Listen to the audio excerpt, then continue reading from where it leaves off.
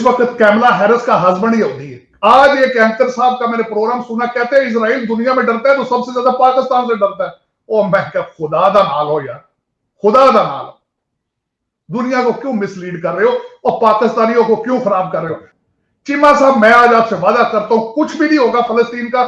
Israel मार मार के जब थक जाएगा तो वो छोड़ देगा। उसके बाद अफगानिस्तान में मुसलमान का गला काट रहा है, सीरिया में मुसलमान का गला काट रहा है, और उसके बाद ये आखिरी अब ये अगला सीन फलस्तीन का शुरू हो चुका है। 5 अगस्त 2019 से मकबूजा कश्मीर में कौन सा जुल्म है जो नहीं हुआ, और हमने प्रैक्टिकली क्या किया? ट्वीट हमने बड़े जज्बाती किए होंगे, मैं नहीं छोड़ूंगा, फलां नहीं करूंगा, कश्मीर बनेगा पाकिस्तान, मेरी शाहराग है। तो आज ये हमें जो कश्मीर के अंदर हो रहा था वही बातें हैं, कभी कश्मीर के अंदर मोदी कर रहा है और कहीं आज फलस्तीन के अंदर हो रहा है। ये जो अलायंस बना इसराइल और इंडिया का, वो इंडिया वो इसराइल, क्या चीज कॉमन थी? फलस्तीनी और कश्मीरी। तो आप कश्मीरियों के लिए तो आपने पूरे दुनिया में माहौल, ये फलस्तीनियों के लिए तो बन गया, तो फलस्तीनियों कश्मीरियों के लिए बनाना किसका काम था? हमारा काम था। कि ये अमेरिका एक इस खित्ते का बदमाश है, वो इसराइल के पीछे है। आपने अपने एंट्रो में फरमाया हर कुछ अरसे बाद करता है, फिर दंदनाता फिर रहा है। यही होगा, जब अमेरिका चाहेगा रुक जाएगा, हम जुलूस निकालेंगे, जुमे को खामोश 10 मिनट खामोश रह जाएंगे, 4 ट्वीट कर देंगे, 5 वो शोर डाल देंगे, और उधर जुल्म सितम जारी रहेगा। अभी अमेरिका ने एक डील किया इसराइल और उन्होंने मंजूरी दे दी है 735 मिलियन अमरीकी डॉलर्स का जो असला है वो उनको मजीद फराम किया जाएगा। यानी ये तो सब समझते हैं कि वो अमेरिका कभी भी इसराइली मफाद के खिलाफ नहीं जाएगा। ये सारी चीज़ें मैंने बचपन से सुनी हैं, लेकिन मुझे बता दें, फ़लस्तीन तो बहुत दूर है ना, मकबूजा कश्मीर का क्या, इतना सा एरिया है। आपके मैं व्लॉग देख रहा था, इर्द गिर्द सारे ही मुसलमान हैं, लेकिन सब बिखरे हुए हैं। और जब आपकी जायदादें, आपका पैसा, अमेरिका, यूरोप सारा हो, तो आप पागल है उनके साथ हालात खराब करें। मैं अपना नाम देता हूं, भेजो हमें, हम अपने भाइयों की मदद करें। ये कौन सा तरीका है? ये कौन सा तमाशा है? कश्मीर के साथ 70 साल से ये हो रहा है, 72 साल से यही फलस्तीन के साथ हो रहा है, 70-72 साल से। जो उनकी हिमायत करने वाली ताकतें थी फलस्तीनियों की, उन ममालिक को तबाह कर दिया गया, उन पड़ोसी ममालिक को पूरी ताकत को तबाह करने के बाद अब फलस्तीनियों को बर्बाद किया जा रहा है। मैं साफ और वाज़ेह कह रहा हूं कि सारी सूरत हाल के जिम्मेदार मुस्लिम उम्मा नहीं है, मुस्लिम हुक्मरान है, मुस्लिम ममालिक के हुक्मरान है। इन लोगों के मफादात जब टकराते हैं, कभी आपस में दोस्त बनते हैं, कभी आपस में दुश्मन बनते हैं, ये लड़ाई का बाइस बनते हैं, ये फसाद का बाइस बनते हैं उम्मत में। अल्लामा साहब, बहुत ज़ाहिर आपके जज्बात की, मैं एक होने को तैयार है, मैं आपके जज्बात की कदर करती हूं, और कि आओ मिलकर इन मसाइल का हल निकालें, मिलकर इस मसले को देखें। ये जो कश्मीर में, फलस्तीन में कत्लेआम हो रहा है, और हर रमज़ान में ये आप रिकॉर्ड निकलवा लीजिए कि हर रमज़ान में इसराइली और हिंदुस्तानी कश्मीरियों और फ़लस्तीनियों पर मज़ालिम का सिलसिला शुरू करते हैं।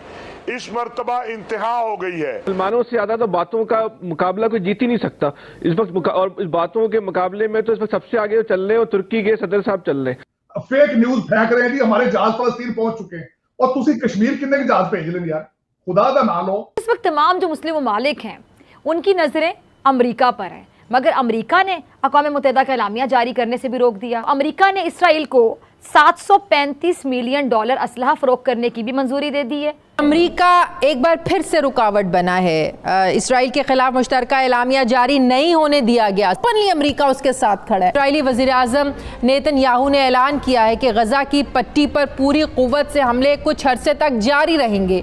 मैं तो ये देख रही हूँ कि इंडियंस तो बड़ा सपोर्ट कर रहे हैं इसराइल को। ये जुल्म ज़्यादती ऐसे नहीं होगी जब तक आप एक इस्लामी फ़ौज नहीं बुलाएंगे, वरना कभी मकबूजा कश्मीर, कभी फ़लस्तीन। हाँ, मेरे पास तो अल्फाज नहीं है, मलक सबको आप ले लें। मेरा ख्याल है थोड़ा सा हमें सच बोल देना चाहिए। अंदर से हमारे हुक्मरानों को 100% पता है कि हम इस काबिल नहीं है।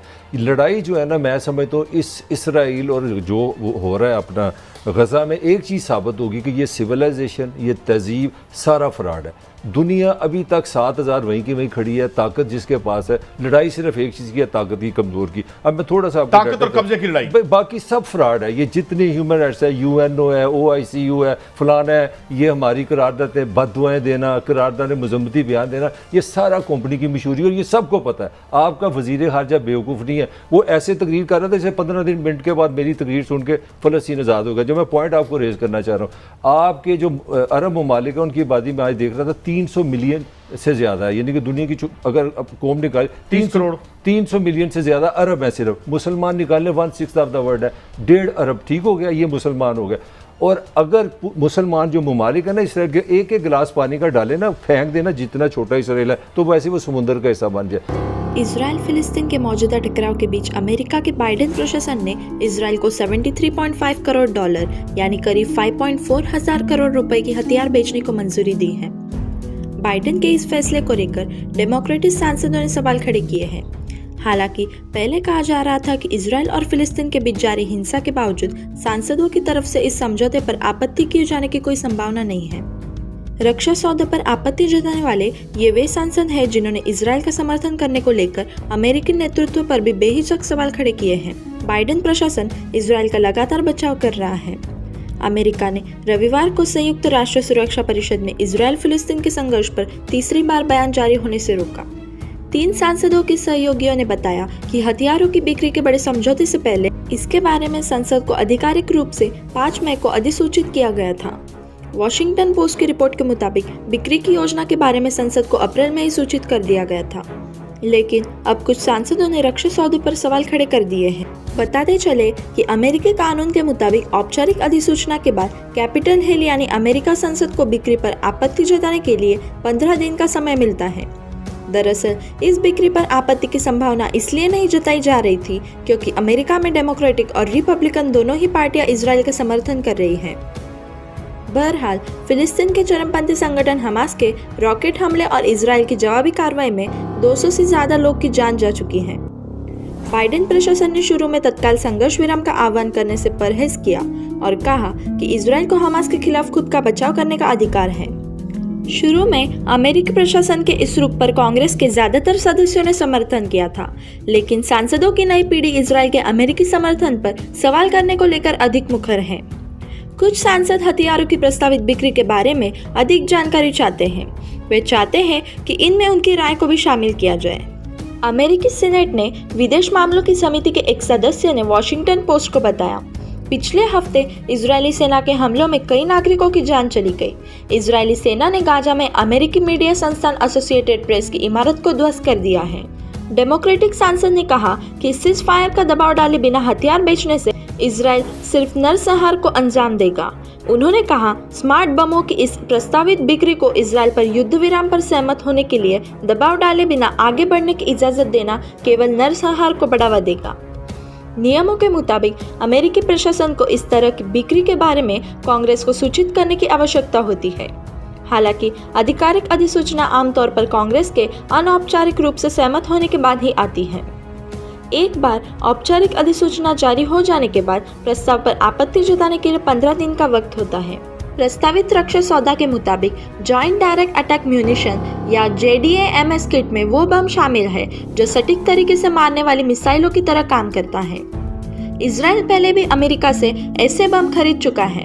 इजराइल का दावा है कि वह यह बम इसलिए खरीद रहा है ताकि हमास के रॉकेट के हमलों से नागरिकों की सुरक्षा की जा सके।